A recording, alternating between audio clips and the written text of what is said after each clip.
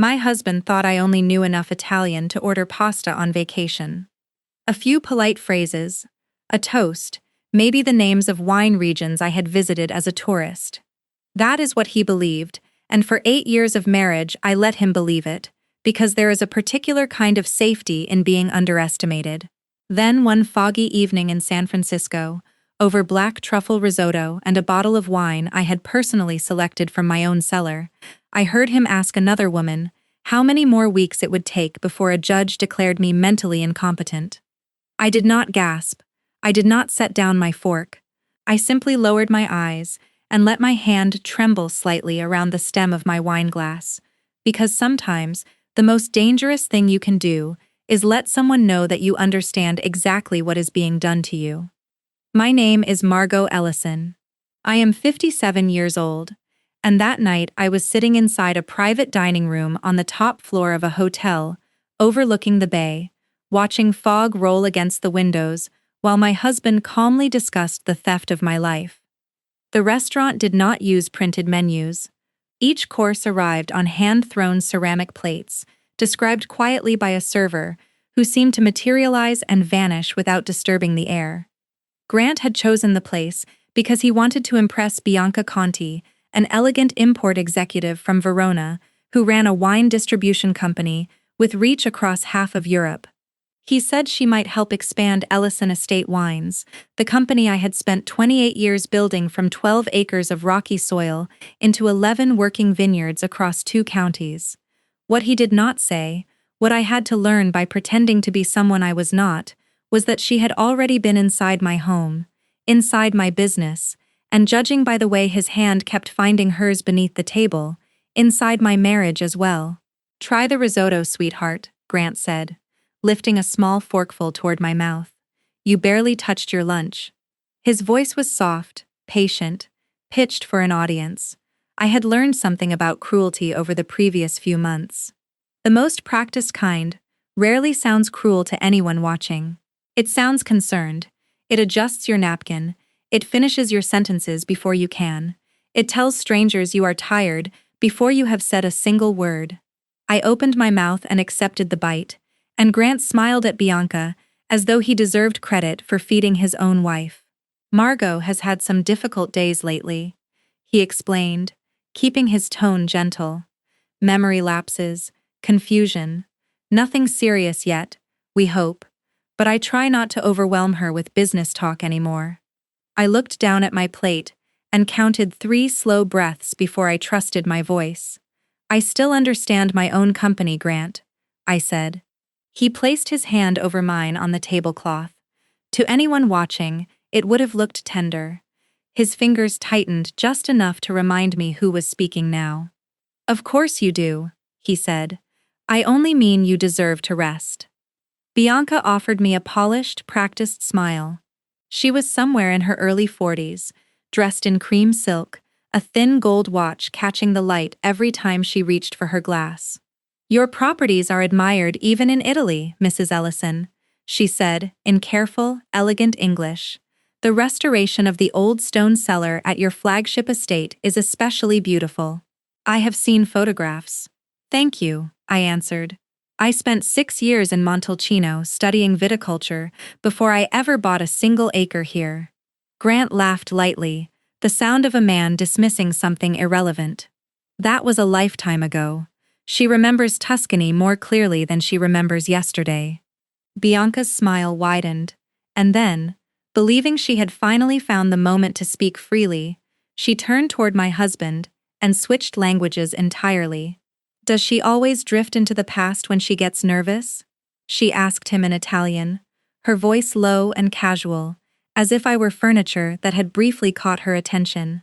Grant answered in the same language, his pronunciation clumsy but understandable, the accent of a man who had picked up a handful of phrases from years of pouring imported wine at other people's dinner parties. "She talks about whatever makes her feel important these days," he said. My heart gave one hard, silent beat against my ribs. Grant knew I had lived in Italy. He knew I had studied there. What he did not know, what I had never once corrected him on, was that I had spent 6 years arguing with vineyard managers in Tuscan dialect, negotiating land leases in Florence, sitting through contract disputes in Siena, where lawyers spoke quickly and expected foreigners to miss half of what mattered. Early in our marriage, I had ordered dinner in Italian once, just to see his reaction, and he had laughed and told me my accent was charming, the way you would compliment a child's drawing. I let him believe that was the full extent of it. I let him believe a great many things, because a man who thinks he understands the size of your world will never bother learning the parts of it you keep hidden. Bianca lifted her wine glass and asked, still in Italian, still believing herself unheard, how long until the evaluation? Grant glanced at me, and I let my eyes drift toward the fogged window as though I had lost the thread of the room entirely. The doctor submits his report next week, he said. He tells me the symptoms are progressing exactly as expected. And the medication? She asked. I increased the dose 4 days ago, Grant said. She forgot the housekeeper's name yesterday morning. Bianca gave a soft, private laugh. You told me she called the poor woman by the dog's name. She did, Grant said. And they both looked at me then, the way you might glance at a painting you already own, checking only that it is still hanging in its frame. I lifted my water glass and let my fingers overshoot it slightly on the first attempt. Grant reached over immediately and guided my hand, practicing patience for the table, while his thumb pressed hard enough into my wrist to leave a warning behind the gentleness. Careful, he murmured in English. Then, without missing a beat, he returned to Italian and said the words that would end my marriage before dessert had even arrived. 2 more public incidents should be enough.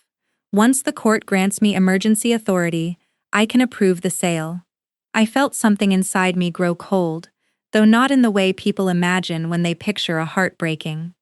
Breaking is loud and immediate.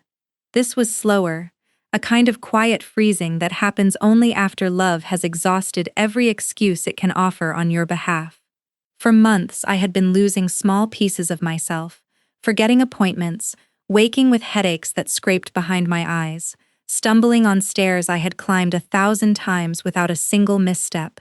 And every time, Grant had appeared beside me afterwards, worried, patient, ready with another glass of water and another gentle reminder that I was simply getting older. I had begun to fear my own mind, and fear, I was learning, makes a person remarkably easy to manage. Once you stop trusting your own memory, you start borrowing someone else's version of events, and Grant had made very sure his was the only version available to me. Bianca leaned closer to him, lowering her voice further, though not nearly far enough. 22 million is still generous for what you are describing, she said. The land alone, once we clear the vineyards for development, is worth far more than that. It won't matter once I control the vote, Grant answered. The board already believes she's declining. I'll tell them the company needs immediate liquidity for her care. Bianca's eyes moved over me, the way a person inspects furniture already scheduled for removal. It is strange, she said, almost thoughtfully. A woman spends her whole life building something, and in the end she simply sits quietly while other people decide how to divide it. Grant smiled at that, a small satisfied smile I had once mistaken for warmth.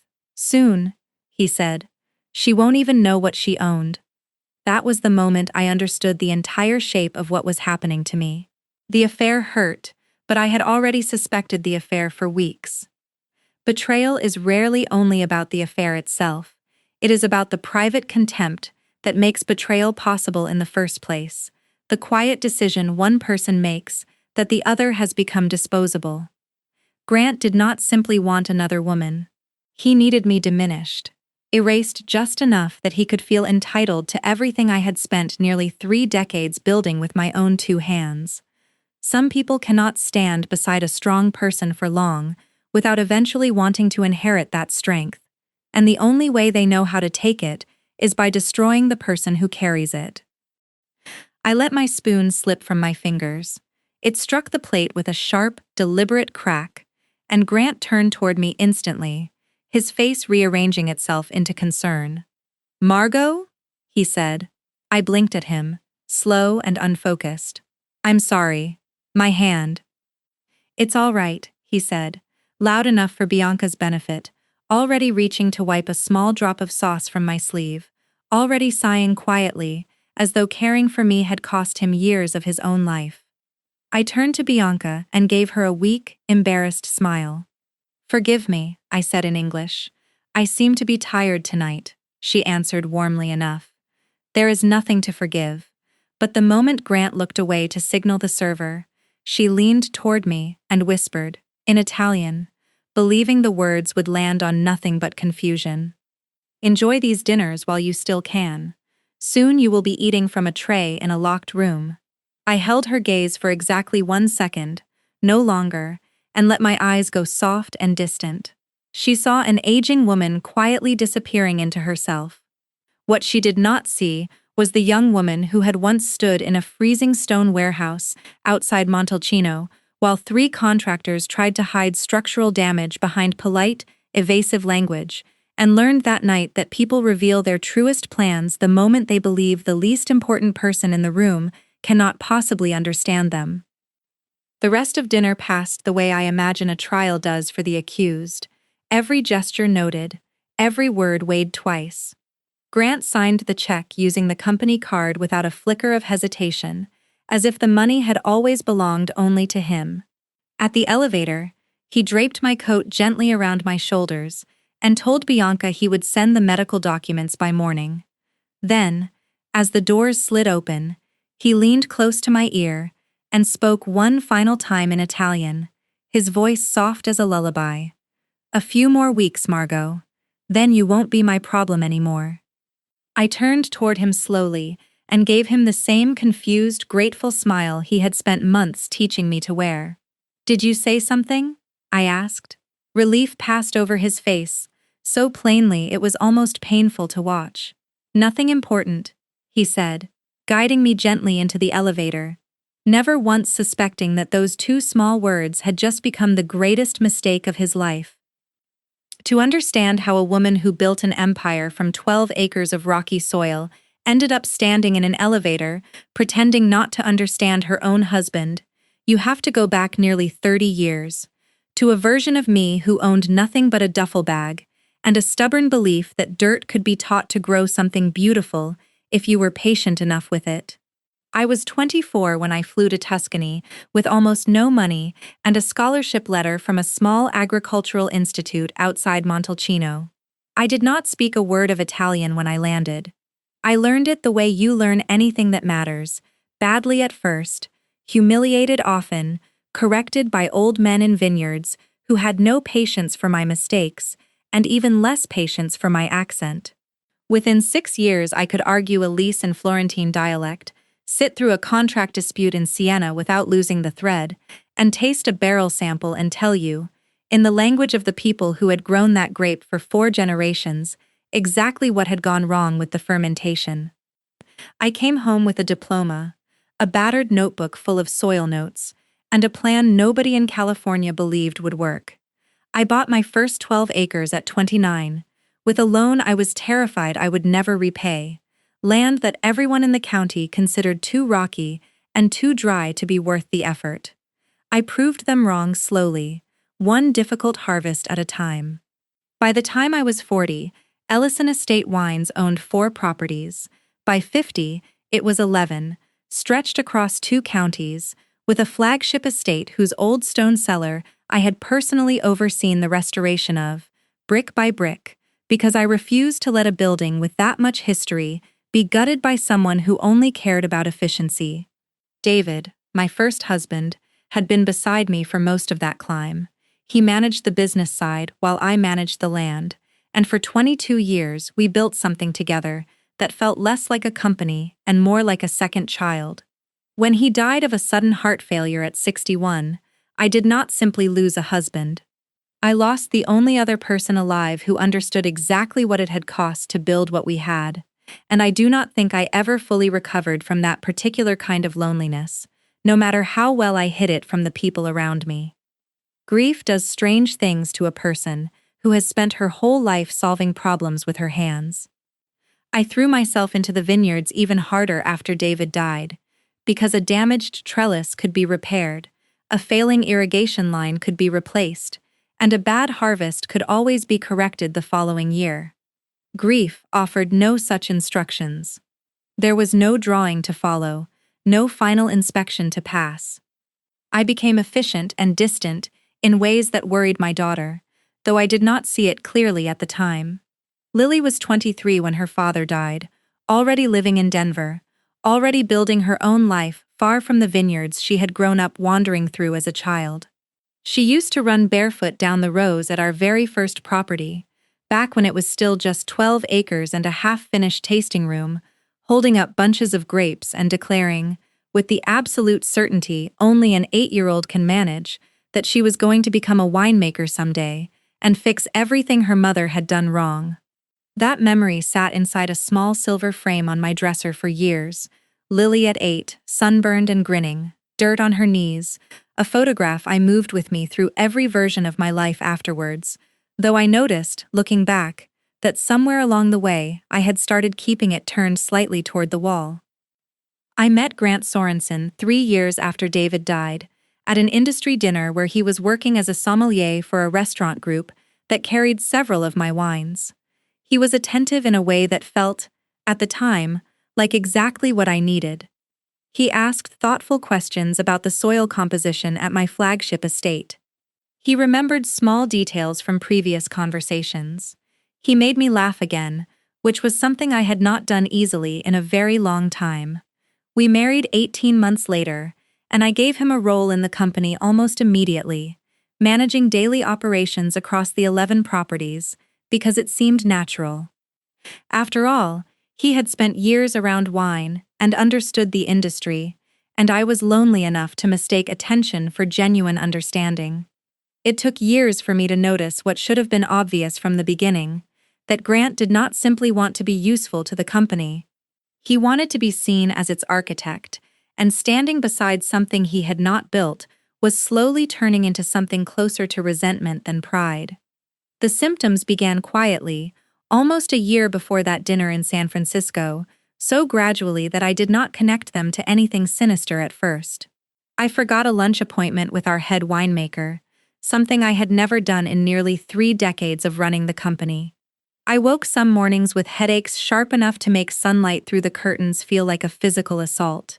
I stumbled once on the staircase at our main house, a staircase I had climbed thousands of times without a single misstep, and caught myself hard against the railing while Grant rushed to my side, his face arranged into worry, his hands steady and reassuring in a way that felt, at the time, like exactly the kind of care a person should be grateful for. He began adding small supplements to my morning coffee, telling me they were vitamins recommended by a colleague, something to help with focus and energy at my age. I did not question it. Why would I? He was my husband. He had access to every corner of my life, and I had given it to him willingly, the same way I had given him access to the company's daily accounts, and the same way I had, without quite noticing, stopped double-checking the calendar he kept for both of us. Somewhere in that year, my relationship with Lily began to fray in a way I could not fully explain. Calls that used to happen every Sunday started slipping to every other week, then to once a month. Grant would answer my phone sometimes when I was in the vineyards without service, and he would tell me afterwards, gently, almost apologetically, that Lily had called about something contentious again. More questions about the trust, more frustration about how the company was being run since David's death. He suggested, with the softest possible voice, that perhaps she resented how much of my attention the vineyards still demanded, or perhaps she simply wanted to see the properties transferred to her sooner than I was willing to consider. I remember feeling a small ache each time he relayed these conversations, a familiar old fear that Lily had inherited her father's frustration with how consumed I could become by the work. I never once suspected that the daughter he was describing to me bore almost no resemblance to the daughter who actually existed, because Grant had learned, better than anyone, that the most effective lies are the ones built directly on top of a fear you already carry inside yourself. By the time of that dinner in San Francisco, nearly a year had passed since I had spoken to Lily on the phone.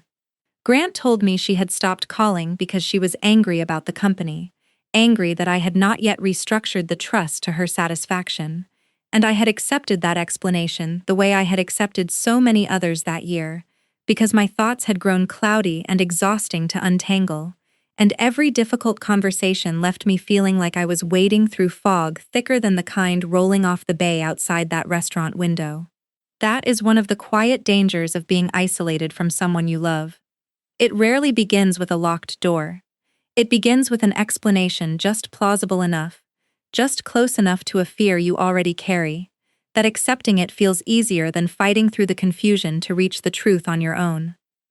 Standing in that elevator after dinner, descending 30 floors in silence while Grant checked something on his phone beside me, I understood for the first time exactly how carefully all of it had been arranged. The supplements in my coffee, the missed calls reframed as Lily's anger, the stumbles on stairs I had climbed my entire adult life without incident. The silver frame turned slightly toward the wall, as though even a photograph of my daughter at her happiest had become something too painful to look at directly. None of it had happened by accident, and none of it had happened quickly. It had been built the way I built a vineyard, slowly, patiently, one season at a time, except this time, the harvest being cultivated was my own decline, and the man tending it had been sleeping beside me every night for 8 years, while he waited for it to ripen. The car ride home passed mostly in silence, fog pressing against the windshield as Grant guided us through the empty streets toward the bridge. For several minutes, neither of us spoke, and I could feel him beside me, replaying the dinner in his mind, searching for anything in my behavior that had not fit the version of me he had spent months constructing. Guilty people often become excellent students of small changes. They notice a pause, a glance held a second too long, a question asked too clearly. Innocent people rarely study you that closely, because they have nothing they are afraid of you noticing. I waited until we had crossed onto the bridge before I finally spoke. "Grant," I said quietly. He exhaled through his nose without looking away from the road. "What is it now, Margot?" "Bianca said something about a few weeks," I said. "And a locked room. Or maybe I misunderstood." His fingers tightened visibly around the steering wheel, and the car drifted slightly toward the lane marker before he corrected it. That small delay told me more than any answer could have. A truthful person reaches first for facts. A liar reaches first for control. "You're doing this again," he said finally, lowering his voice into something practiced and patient. "Doing what?" I asked. "Taking fragments of a conversation and turning them into something frightening. You did the same thing last week when you accused the housekeeper of moving your files." "My files were moved." "By you," he said. "I found them in the linen cabinet the next morning. Don't you remember?" I did remember that morning, or at least I remembered the version of it that had been handed to me. I had woken with a headache so sharp that daylight through the curtains felt like something scraping directly behind my eyes. And later that day, Grant had carried a box of contracts into the bedroom and told me he had discovered them tucked beside a stack of towels. I had no memory of placing them there myself, and at the time I had felt only shame, the private humiliation of a mind that could not account for its own actions. Memory loss carries a particular kind of prison with it, because it makes you entirely dependent on the honesty of whoever is doing the remembering for you, and if that person is lying, your own thoughts become the walls of the cell they have built. "Maybe I'm more tired than I realized," I murmured, letting the words come out soft and defeated. His shoulders relaxed slightly at that, the way a man relaxes when a fight he expected simply does not arrive. "You are tired," he said, "and stressed. That's exactly why I keep telling you to step back." "From the company?" "From everything," he said, reaching over to squeeze my knee. "Let me carry the weight for a while." A year earlier, that gesture might have comforted me. Now I understood it for what it was. He was not offering to carry my burden. He was waiting, patiently and with great tenderness, for me to simply hand him the keys. "Was Bianca discussing some kind of facility?" I asked, keeping my voice small. His hand withdrew from my knee almost instantly. "No," he said. "You heard the word facility. What you actually heard was hospitality." She was discussing a hospitality project near Fresno. It has nothing to do with you. It was a clever lie precisely because it borrowed from something true, since Bianca had in fact mentioned a location near Fresno, and Ellison Estate Wines was, technically, a hospitality business. People rarely need to invent a lie from nothing when they can bend something real just slightly out of shape. Reality gives a lie its texture. And the judge? I asked. He hit the brakes harder than the light required, and when he turned toward me, his face had lost its softness entirely. "There is no judge, Margot," he said, his voice quiet but sharpened with something close to anger. "There is no locked room, no secret conversation, no threat. You are hearing things because you refuse to accept that something is happening to you." It was almost elegant, the way he converted my suspicion into fresh evidence of my own decline. If I argued, I was paranoid. If I grew angry, I was unstable. If I fell silent, I was simply confirming everything he had already told the doctor. He had built a room with no visible door, and he expected me to spend whatever time I had left proving that I belonged inside it. We finished the drive home mostly in silence, and once we reached the house, I told him I wanted to sit for a moment in what used to be my old planning room, the space where I had once spread soil maps and vineyard blueprints across a long wooden table late into the night. Grant considered that room useless now, a museum dedicated to an earlier version of me, and that was precisely why he rarely entered it. I closed the door behind me and crossed to a tall cabinet I had brought back from Italy decades earlier, its lacquered surface still faintly scented with cedar. Behind the lowest drawer sat a narrow compartment almost no one knew existed, and inside it I kept an old passport, a black notebook, the small silver-framed photograph of Lily at 8 years old, and a secure phone that Adrian Cole, my attorney of nearly 20 years, had insisted I keep after a contract dispute had turned briefly dangerous. I picked up the photograph first and let myself look at it fully for the first time in months. Grant had told me Lily stopped calling because she was angry about the trust, that she believed the properties should already belong to her. I had accepted that explanation during the months when my thoughts felt clouded and every difficult conversation exhausted me before it even began. That is another thing manipulators understand instinctively. Isolation rarely starts with a locked door. It starts with an explanation that arrives easier to accept than the pain underneath it. I switched on the secure phone and dialed the number I still knew from memory. Adrian answered on the fourth ring, her voice sharp and unfamiliar with caution. "Who is this?" "It's Margot," I said. There was a long silence, followed by the scrape of a chair being pushed back quickly. "Margot? My God. I have been trying to reach you for months." I closed my eyes. "Grant told me you retired, that you wanted no further contact. Grant told me you had dismissed me," she said, and the lie settled between us, larger than either of us could immediately measure. "Adrienne," I said, keeping my voice low, "my husband is trying to have me declared incompetent. He is working with an Italian distributor named Bianca Conti, and I believe he has been putting something in my food that affects my memory." Her breathing changed on the other end, the warmth draining out of her voice, replaced by the same precise focus I had once watched terrify opposing counsel across a negotiating table. "Do you have proof?" she asked. "Not yet." "Then do not confront him. Do not sign anything. Do not eat or drink anything you cannot personally account for." Footsteps sounded somewhere in the hallway behind me, and I turned toward the door. "I need you to find someone who can help me quietly," I whispered. "And Adrienne, find out exactly what my husband has been putting into my body, and how much of my company he has already taken." The handle began to turn as I ended the call and slid the phone back into the drawer, and by the time Grant stepped into the room, I was already sitting quietly with my old notebook open in front of me, a woman with nothing left to hide but the truth. 3 days after that phone call, a white van marked Pacific Ridge Environmental Consulting pulled into our driveway just after 9 in the morning. Grant had spent weeks quietly telling anyone who would listen that I imagined strange odors in the house, So Adrian had built the cover story out of one of his own lies, a small poetic detail I appreciated more than she probably realized. The man at the door introduced himself as Owen Marsh, a licensed environmental consultant hired to inspect for mold, air quality issues, and possible chemical contamination. What Grant did not know, and would never think to ask, was that I still owned the house outright, along with the security system, the network servers, and every device purchased through the company.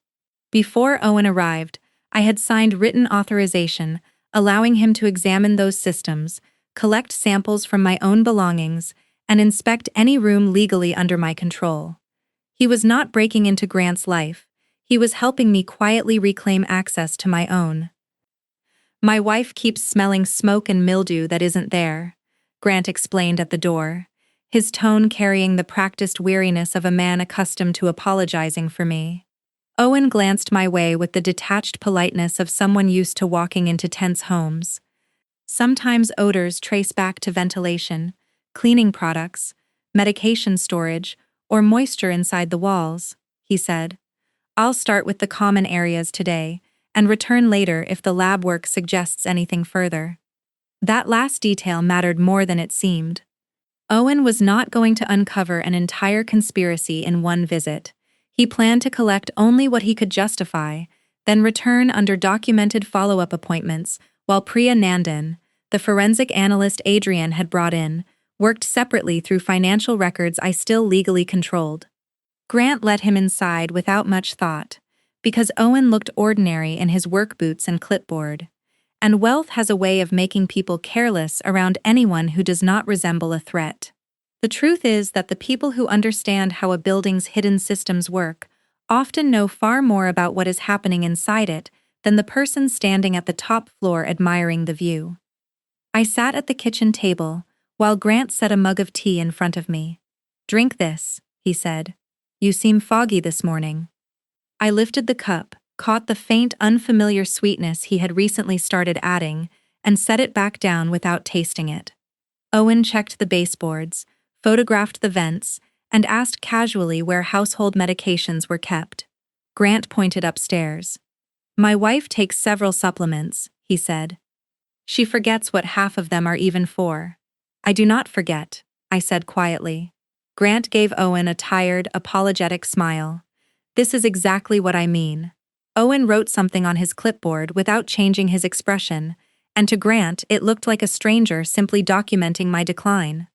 To me, it was a small, quiet reminder that every performance now had two very different audiences. When Grant's phone rang a few minutes later, and he stepped into the hallway, I heard Bianca's name pass his lips before the door swung closed behind him.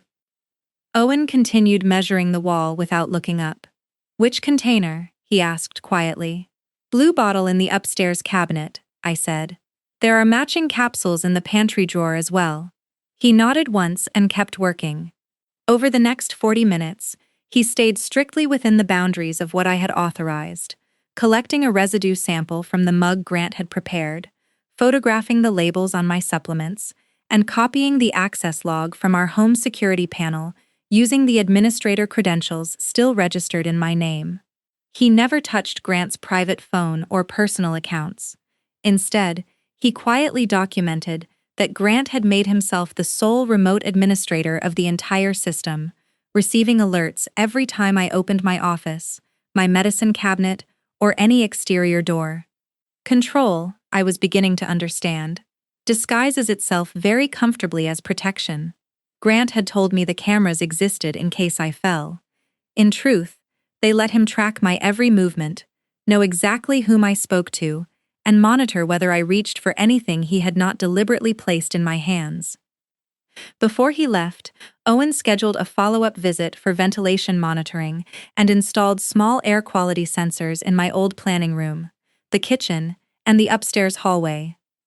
Hidden inside two of those lawful monitoring units were recorders positioned only in shared spaces I owned and regularly used, nowhere near Grant's private bedroom or anywhere he might reasonably claim exclusive privacy. Adrian had approved every placement herself, insisting the evidence be gathered clean enough to survive whatever legal challenge Grant's attorneys might eventually attempt. It was not the kind of dramatic surveillance people picture when they imagine catching someone in a lie. It was slower, quieter, and considerably more dangerous to him, precisely because it could hold up under scrutiny. 2 days later, while Grant sat in a board meeting, believing I remained safely confused at home, Priya accessed the company's financial servers through my founder credentials and the existing internal audit system. She did not steal anything from Grant's computer. She simply preserved records from accounts he had personally used to approve payments across the company. By evening, she had traced nearly $2.3 million from renovation and expansion budgets into 4 vendors, with no employees, no equipment, and mailing addresses linked directly to Bianca's export firm. The money had not disappeared through one obvious transfer. It had been carefully divided into consulting fees, emergency repair invoices, and deposits for restoration work that had never actually begun. Theft inside a company this size rarely looks like a masked stranger climbing through a window.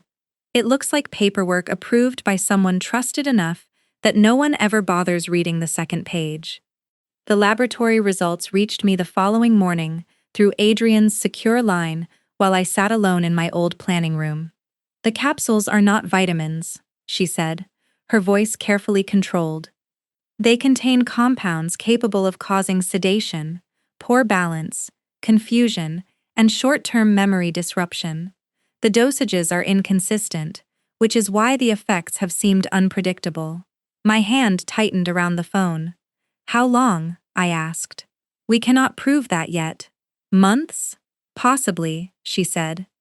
I thought of every morning words had simply vanished mid-sentence, every headache that had scraped behind my eyes for no reason I could name, the night I had woken confused on the bathroom floor while Grant held my face gently and told me I had wandered there alone. I had thanked him for finding me. That memory hurt in a way the affair itself had not yet managed to. There is a particular kind of horror in discovering that the person causing your fear was also the one collecting your gratitude for rescuing you from it. "We could go to the authorities right now," Adrian said carefully. "Not yet," I answered. "Grant will say the doctor prescribed everything.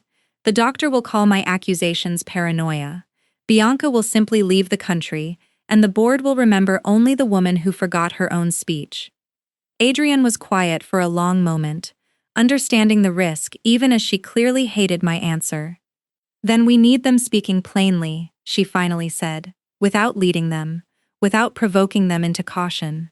"I know," I said, and for the first time in weeks, I allowed myself to feel something close to steady ground beneath my feet. The Harvest Gala had always been the single evening of the year Ellison Estate Wines opened its doors to the entire industry. Board members, distributors, longtime employees, and the wine writers who had spent decades tracking the company's slow climb from 12 rocky acres into something people actually respected. That year it was held at the flagship estate, inside the stone cellar I had personally overseen the restoration of, its ceiling strung with warm lights, long tables dressed in white linen, the scent of Cabernet and roasting lamb drifting through the old walls. To 200 guests moving through that room in evening clothes, it looked exactly like a celebration. Grant believed it would be my collapse. He knocked on the dressing room door just as I finished fastening my earrings, and he entered carrying a folder in one hand and wearing the expression of a man already forgiving himself for what he was about to do. "You don't have to speak tonight," he said gently, watching me in the mirror. "Just smile and stay close to me." I told him I had written my own remarks, and Priya had printed them for me that afternoon, and his fingers paused briefly at the back of my necklace. "That was before things became difficult," he said, and when I told him I could still read perfectly well, he offered the same practiced smile people reserve for correcting a child they do not want to see cry. "But if you lose your place up there," he said, "it could be upsetting." "For me?" I asked. "For everyone," he said, and there it was, not concern for my dignity, but fear that I might embarrass him in front of every person he intended to deceive. He kissed my temple and left, and I unfolded the pages he had actually handed me, discovering exactly what I expected. A shorter version filled with wrong dates and clumsy phrasing, the kind of speech designed to make any confusion look like mine rather than his. If I read it poorly, the blame would fall on my memory. If I noticed the changes, he would simply call me suspicious.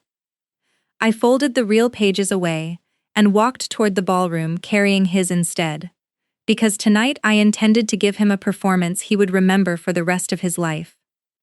The applause when I entered felt warm and familiar, and for a moment, I let myself remember that these people had known me for decades as the woman who could walk into a collapsing building and describe, from a single glance, exactly what it had once been.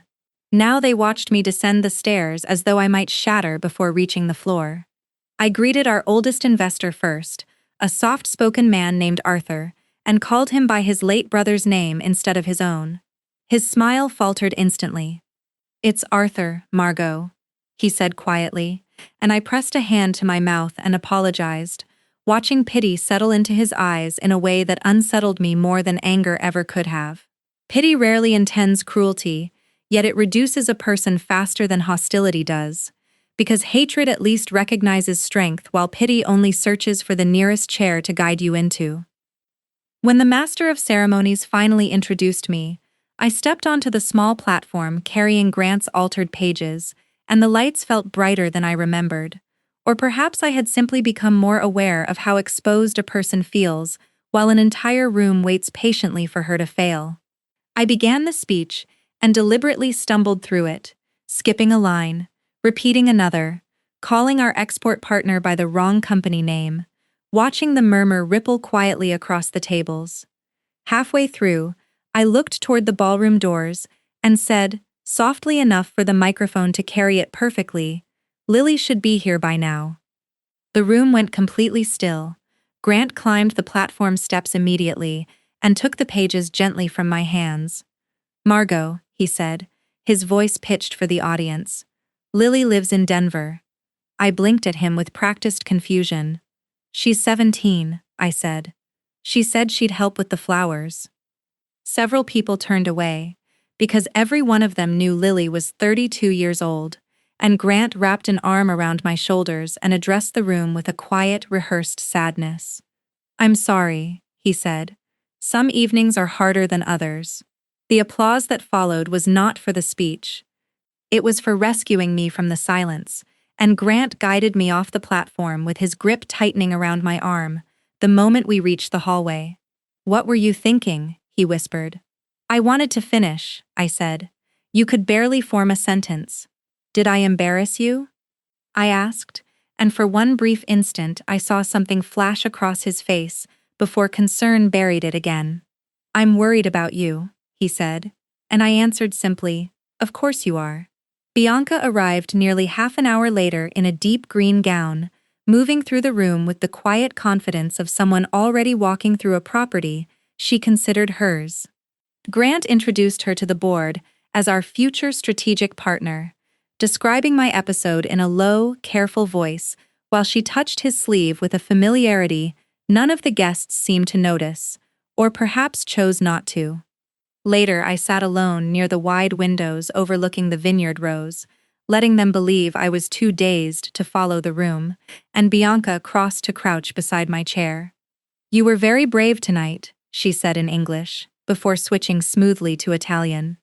Though I expected the collapse to be somewhat more dramatic, I kept my eyes fixed on the darkened rows outside. "Grant says the judge will see the recording," she continued softly. "After tonight, no one will oppose him." Her perfume drifted through the cracked window alongside the cool night air. "This flagship property will be the first we sell. The land is worth considerably more without the cellar attached to it." Something sharpened inside me at that, colder and clearer than anger. That cellar had survived fire damage, decades of neglect, and years of restoration work before I ever brought it back to life. And Raina looked at all of it and saw only acreage waiting to be cleared. Some people cannot recognize value unless it can be converted immediately into cash, and because they cannot understand devotion, they mistake it for weakness. Grant joined us moments later, carrying 2 glasses of champagne, handing one to Bianca and kissing her temple when he believed no one was watching. "She's ready," he said quietly in Italian. "The doctor files Monday. The board won't resist after tonight." "And the properties?" Bianca asked. "Once I have authority, the operating company sells for $22 million, Grant said. "We strip the coastal vineyards first, then close the older locations." "And the staff?" she asked. Grant shrugged, the gesture almost lazy. "Someone else's problem." Bianca glanced toward the vaulted ceiling above us. "And this cellar?" "Private event space," he said. "Luxury villas surrounding it. The tasting room becomes a sales gallery." They lifted their glasses to a future they believed already belonged to them, while I sat 3 feet away, the confused woman they had just displayed to their entire industry, lowering my head so neither of them would see the change settling quietly across my face. When I finally returned home that night, I walked straight into my old planning room and spread the company's true ownership maps across the drafting table, exactly as Adrian and I had discussed. The vineyards shared a name, a distribution network, and a reservation system, but the land, the trademarks, the export agreements, and the restoration archives did not all sit inside the same entity. I had structured it that way years earlier to protect the properties from exactly this kind of hostile pressure. Grant had managed daily operations long enough to become arrogant, but never long enough to understand the company's actual bones. He believed he was preparing to inherit an empire. He had no idea I could quietly remove the foundation before he ever reached the front door, and by the time I finished tracing the last line across that page, I felt the first true calm I had known in months. Grant walked into the breakfast room 3 days later, carrying a leather folder, sunlight pouring through the windows behind him and catching the edges of the coffee service, and he wore the expression of a man who had already forgiven himself for what he was about to do. I sat at the long table in my robe, stirring a cup I had no intention of drinking, while Owen's hidden camera inside the antique clock on the sideboard recorded every movement in the room. "I need you to sign a few routine forms," Grant said, setting the folder beside my hand. "Insurance updates, a medical authorization, nothing complicated." Nothing complicated. People reach for small, harmless words like that precisely when they are asking you to surrender something enormous, and I looked at the folder as though I had forgotten how it appeared in front of me. "Today?" I asked.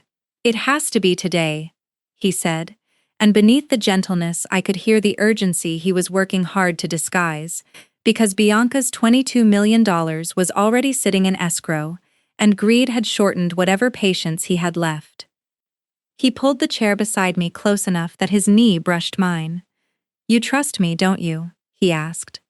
I looked at the face of the man I had once allowed into every private corner of my life, and thought about how trust, in a marriage, stops being a feeling and becomes infrastructure. You build routines on it, decisions on it, entire decades on it, and when that structure finally collapses, you do not simply lose faith in the other person. You start wondering which parts of your own life were ever standing on solid ground to begin with. "Of course," I whispered. He opened the folder. The first page was harmless enough, a release of medical records. The second allowed him to speak with insurance providers on my behalf. Beneath those sat documents granting him temporary financial power of attorney, full access to every company account, authority over the voting trust, and the right to approve the sale of Ellison Estate Wines operations. He had arranged the pages so my signature on the first would appear to carry consent through every one that followed. "Where do I sign?" I asked. Relief flickered across his face as he placed a fountain pen in my hand and pointed to the first line. I let my fingers shake until the nib scratched uselessly against the paper. "I can't hold it steady," I said. "Maybe Adrian should look at these first." The softness vanished from his eyes instantly. "Adrian no longer represents you," he said. "She called me," I said. He froze, just for a second, but fear is difficult to hide once it arrives without warning. "When?" he asked. "I don't remember," I said, touching my temple and frowning. Maybe I dreamed it. His shoulders loosened again. You did. She hasn't contacted you in months. He moved the paper closer. Sign here. I lowered the pen, then stopped again. What exactly am I selling? Nothing, he said too quickly. Why does this say Ellison Operations? It authorizes routine management, Margot. We've discussed this. I don't think we have, I said. He inhaled slowly, glanced toward the doorway to make sure no household staff were nearby, and leaned closer, his voice dropping into something flat and cold. You are not capable of understanding this anymore, he said. That's why I need to handle it. There was no concern left in the words at all, only resentment, plain and unhidden for the first time since I had known him. But it's my company, I said softly. Not for much longer, he answered, and the truth slipped out before he could stop it. I looked down at the page. What did you say? I said you won't have to worry much longer, he said, placing his hand over mine and pushing the pen toward the signature line. I resisted just enough to make him apply more pressure, and his fingers closed hard around my wrist. Grant, you're hurting me.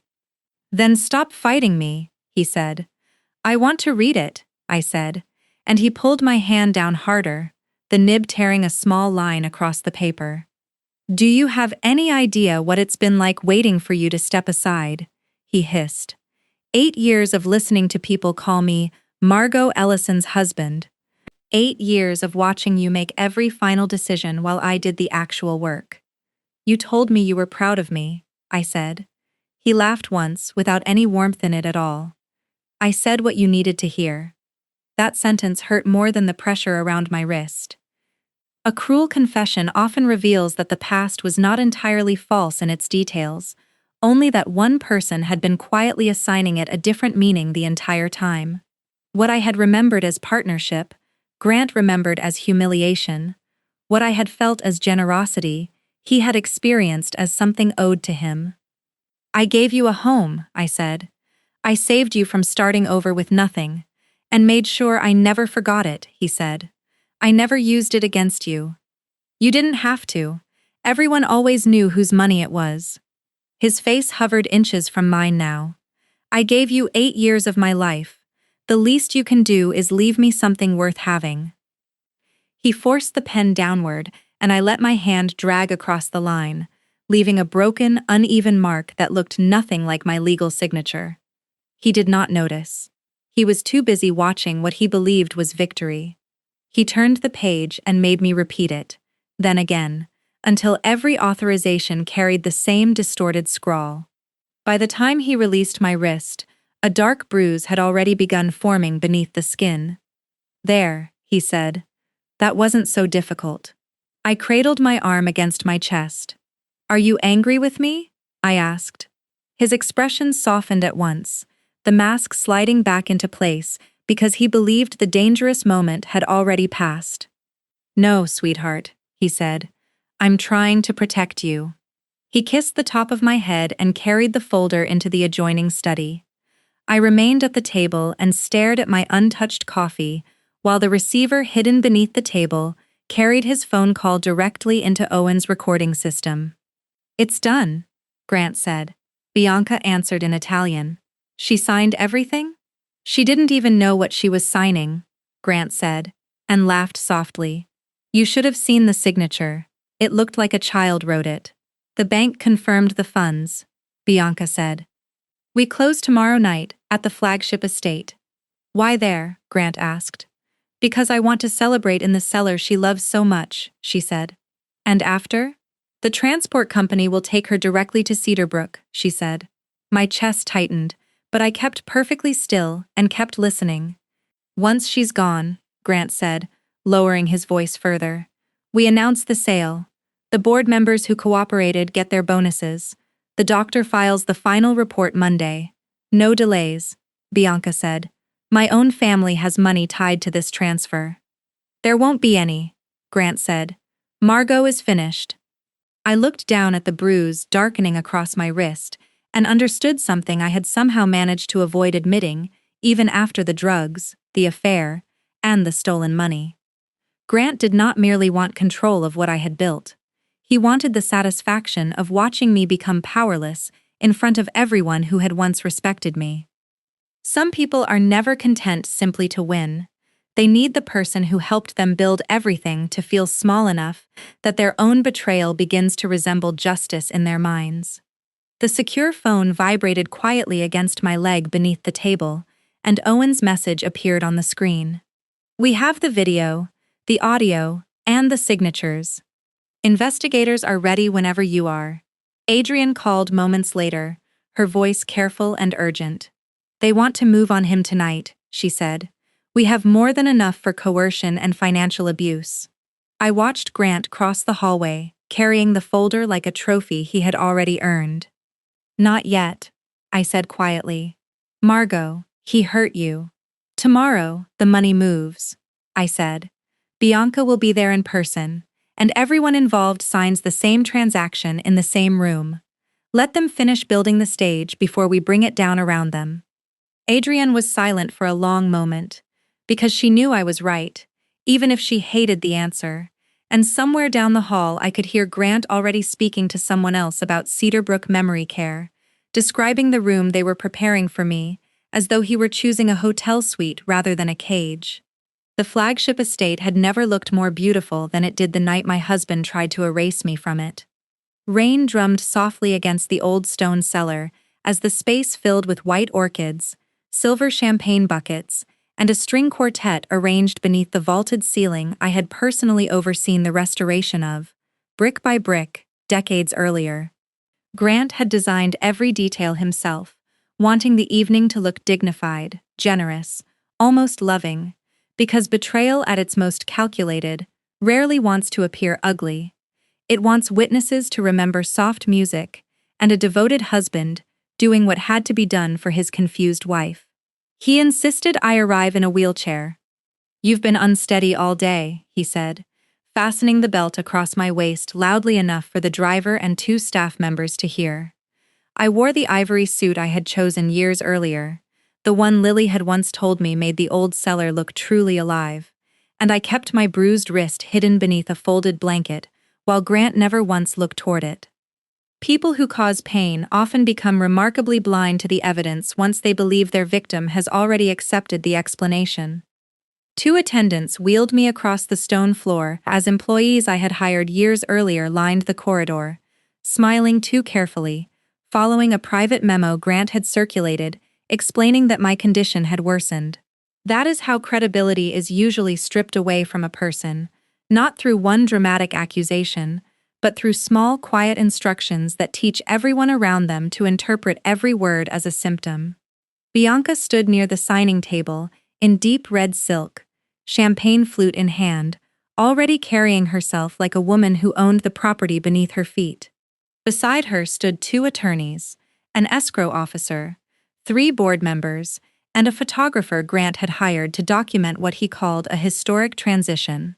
What none of them knew was that Adrian was watching from beyond the cellar doors.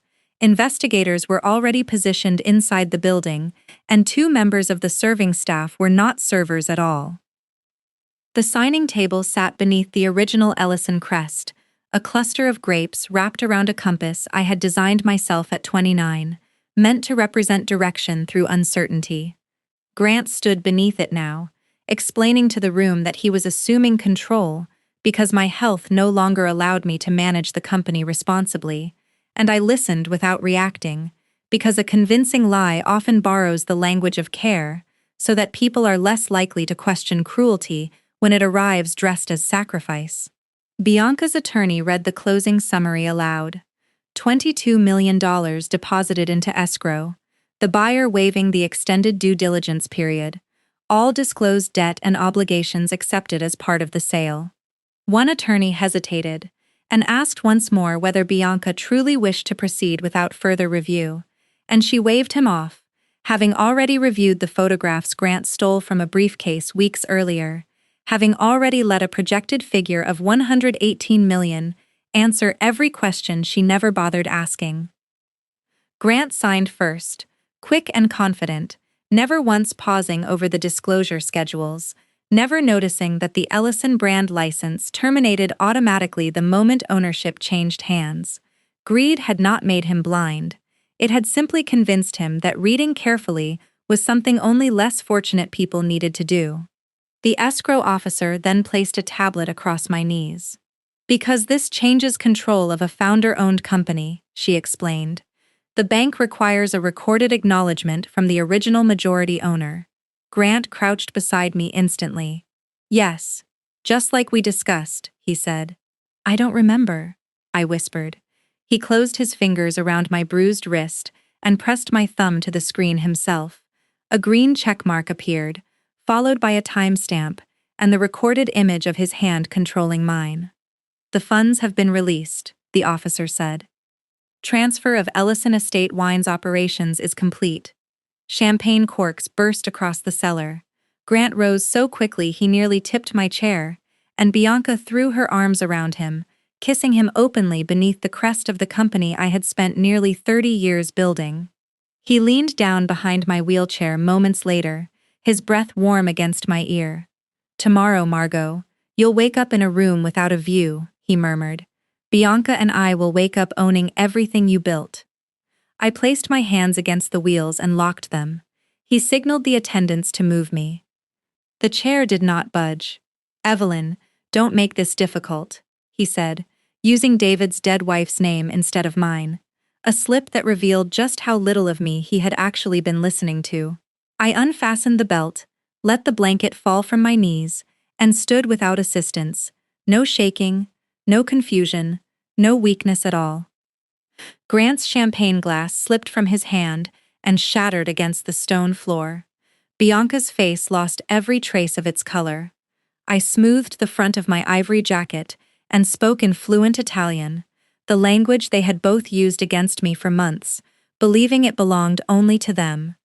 $22 million for a company carrying $34 million in disclosed debt and contractual obligations, I said. "You should have read the attachments." The quartet stopped mid-phrase, one violin note trembling in the silence before it disappeared entirely. Bianca recovered first. "How much did you understand?" she asked in Italian, her voice barely above a whisper. "Every word," I said. "The dinner, the calls, the plans for Cedarbrook. Every single word." I turned toward the wall and said quietly, "Adrian, now." The lights dimmed. A screen descended over the restored stone, and Grant's recorded voice filled the cellar. 2 more public incidents should be enough for the doctor's report. Then Bianca's voice followed, cold and clear. "Once the judge signs, we move the company before anyone questions the valuation." Grant's face drained white. "That recording is illegal," he said. "The recordings were preserved from spaces Mrs. Ellison owns and systems she was legally authorized to audit," Adrian said, stepping through the side doors with Owen and 2 investigators behind her. "Your attorneys can challenge admissibility later. Tonight they're interested in what it documents." The screen shifted to the breakfast room video. Grant's hand wrapped hard around my bruised wrist, forcing the pen across the page. "I gave you 8 years of my life. The least you can do is leave me something worth having." Someone near the back gasped audibly. Priya stepped forward as financial records replaced the video, tracing $2.3 million from renovation budgets into shell vendors linked directly to Bianca's export firm. Bianca spun toward Grant. "You told me those invoices were clean." "You chose the vendors," he shouted back.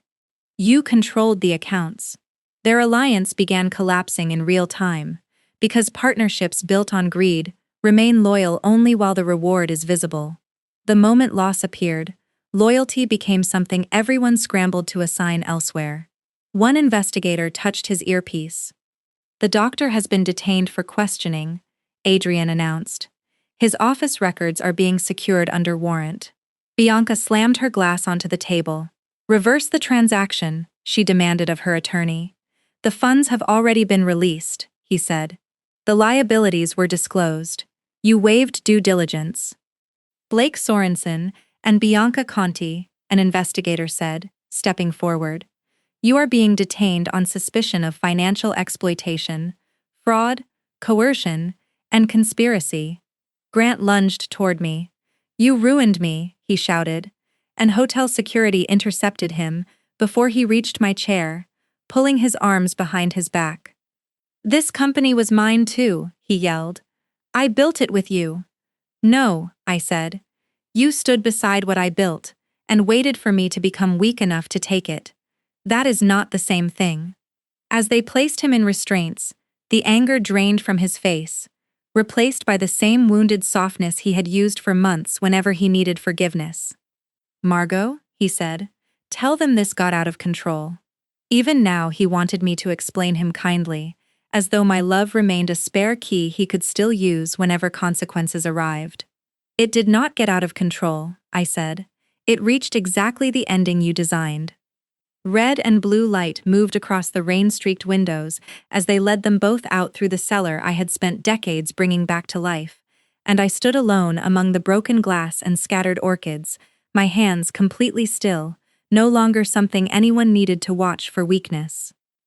3 months after Grant was led out of the flagship cellar in handcuffs, I stood on the porch of the very first vineyard I had ever purchased, watching the morning fog slowly lift off 12 acres of rocky soil that had once been considered worthless by everyone except me. I had chosen this property for my meeting with Lily because it was the place she loved most as a child, back when it was nothing more than a half-finished tasting room and rows of vines still learning how to survive. She used to run barefoot down those same rows at 8 years old, dirt on her knees, announcing with total certainty that she would grow up to become a winemaker and fix everything her mother had done wrong. That photograph had sat in a silver frame on my dresser for years, turned quietly toward the wall during the months I could no longer bear to look at it directly, and I thought of it often in the weeks after the arrests, wondering how much time Grant had actually managed to steal between us before I finally understood what was happening. I saw her car pull up the gravel drive just after noon, and for one terrible moment, I considered stepping back inside rather than facing her. Confronting Grant had been easier, in its own way, because anger gives a person structure to stand on. Lily brought no enemy for me to defeat. She brought only the quiet possibility that I had believed a stranger's lies more easily than I had trusted my own daughter, and there are truths about ourselves that no amount of legal victory can make comfortable to sit with. She stepped out wearing a dark coat, her hair pulled back, her face more guarded than I remembered from our last real conversation, years earlier now. She looked, I noticed for the first time, exactly like me at 32, though distance has a strange way of distorting memory until you stop recognizing the person time has quietly continued shaping without your permission. Hi, Mom, she said, her voice careful. Hello, sweetheart, I answered, wanting badly to embrace her, though she kept both hands wrapped around a cardboard box, so I opened the door instead and let her carry it inside. We sat together in the small glass sunroom, overlooking the vines, a fire burning low between us, though neither of us was cold. Lily set the box on the table and lifted the lid. Inside were letters, printed emails, birthday cards, and screenshots of messages sent from my own accounts, messages I had never written myself. I brought everything, she said quietly. I thought you should see all of it. The first letter, dated nearly 2 years earlier, warned me that Grant's development proposals ignored several preservation restrictions and that some of his contractors carried troubling histories. I never received it. Another asked why I had canceled our holiday plans without so much as a phone call, though I had never canceled anything at all. Grant had sent her a message from my phone instead. I need peace, and your constant questions make my condition worse. Do not come to Seattle. I thought you hated me, Lily said. I thought you had decided I was only trying to control everything. He told me you wanted the vineyards transferred before I got too sick to sign anything, I said. She gave a bitter, disbelieving laugh. I told him I didn't want the vineyards at all. She pulled out one final message, sent from Grant's account after she had threatened to fly out and see me in person. Your mother is frightened of you. If you show up uninvited, security will remove you. I read it twice, the cruelty of it obvious now, though at the time Grant had delivered every lie separately, each one wrapped in concern, and placed carefully beside some small fragment of truth. Lily had questioned certain business decisions before. We had disagreed about the trust years earlier. She had built a life in Denver that did not revolve entirely around me. Grant had not invented those tensions from nothing. He had simply fed them patiently, until they hardened into walls neither of us could see past. "I should have called from another number," Lily said. "I should have just shown up. And I should have asked why your silence sounded nothing like you at all," I said. She looked out toward the vines. "You were being drugged." "Not at the beginning," I said. "Grant did this." "Lily. But I made it easier for him. I let him become the person who explained you to me, instead of asking you myself." She turned back, her eyes wet. "I was angry with you for a while. I thought you had replaced Dad's memory, and then replaced me too. My first husband had died when Lily was 23, and grief had turned me into someone efficient and emotionally distant for longer than I had ever admitted to myself. Buildings responded to effort in ways people never quite did. Grant had entered my life exactly when I was lonely enough to mistake attention for real understanding. "I didn't replace you," I told her, "but I did stop reaching for you when reaching became difficult. I'm sorry." Lily covered her mouth with one hand, then stood and crossed around the table to wrap her arms around me. There was no dramatic instant forgiveness, no sudden return to the years before Grant arrived in our lives. Real reconciliation rarely works that way. It is closer to a damaged staircase being rebuilt one board at a time, both people testing the weight before trusting it fully. In the weeks that followed, Grant was denied bail after prosecutors presented the medication records, the coerced signatures, and evidence that he had intended to isolate me permanently at Cedarbrook. Bianca's remaining accounts were frozen once her own investors learned she had used family property as collateral for the failed transaction. The physician who had falsified my cognitive evaluations lost his license and now faces separate criminal charges of his own. 2 board members, who had accepted quiet bonuses for their cooperation, resigned, one agreeing to cooperate fully with investigators in exchange for leniency. None of it felt as satisfying as outsiders seemed to expect it would. Justice creates boundaries and consequences, but it does not undo betrayal or make it unimportant. It simply prevents the person who caused it from continuing to write the ending on your behalf. The Cedar Legacy Trust I had quietly created years earlier now holds permanent control of all 11 vineyards, and I have given every longtime employee a genuine share of future profits.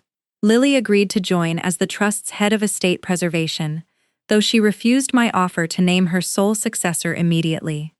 "I don't want to inherit a repaired relationship," she told me. "I want to help repair it myself, one season at a time." 6 months later, we traveled together to Montalcino, and I walked her through the narrow stone building where I had completed my very first restoration project at 29 years old. It stood smaller than I remembered, tucked between newer structures, its old timber still catching the late afternoon light exactly the way it had decades earlier. Lily ran her fingers along a beam I had repaired myself as a young woman with almost nothing but stubbornness to her name. "You never told me you spoke Italian this well," she said, listening to me talk easily with the current owner. "I thought that part of my life was finished," I told her. Then Grant reminded me that nothing you truly learn ever disappears just because someone underestimates it. We stood together in the courtyard, while rain tapped softly against the old tiled roof, and I thought about how, for nearly a year, my husband had believed age had made me weak. Silence had made me ignorant, and love had made me controllable. He was wrong about every single one of those things. Age had taught me patience. Silence had allowed me to finally hear the truth clearly enough to act on it, and love, once separated from fear, had eventually brought my daughter back to me, one honest conversation at a time. So I will ask you the same question I have carried with me ever since that night in the elevator. If someone you trusted spent months quietly trying to erase you from your own life, would you confront them the moment you understood, Or would you stay silent long enough to gather everything you needed to take it all back for good? Tell me your answer below, and subscribe if you believe being underestimated can sometimes become the greatest advantage a person can have.